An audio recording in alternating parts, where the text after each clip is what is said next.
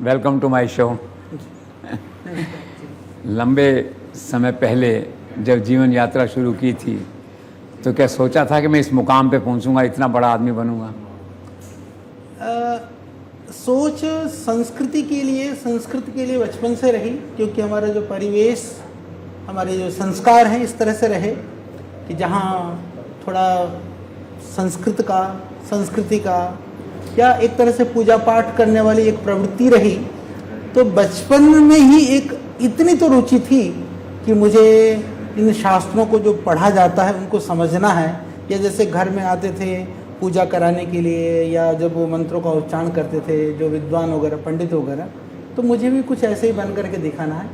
इतनी ही सोच थी सबसे पहले। तो उस सोच ने हमको गुरुकुल पहुंचाया।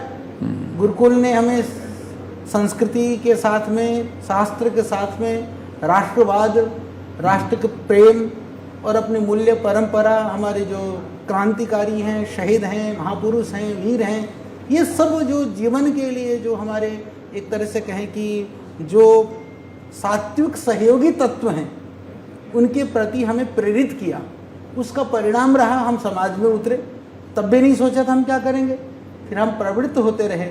तो समाज की स्वीकार्यता या आवश्यकता कहिए और अपना निरंतर पुरुषार्थ और हमारे एक संयोजन श्रद्धेय स्वामी जी का और हमारा जो एक आपस का जो तालमेल था, उसने मिल करके आज आपके सामने जिस भी रूप में हम हैं, हमारे संवेदनाओं को, भावनाओं को लोग कितना समझ पाते मैं ये तो नहीं कह पाऊँगा, पर मैं इतना जरूर कह सकता हूँ कि जिन स्वप्न और संकल्प को लेकर के हम आगे बढ़े थे उसमें हमने कहीं किसी तरह से कोई समझौता नहीं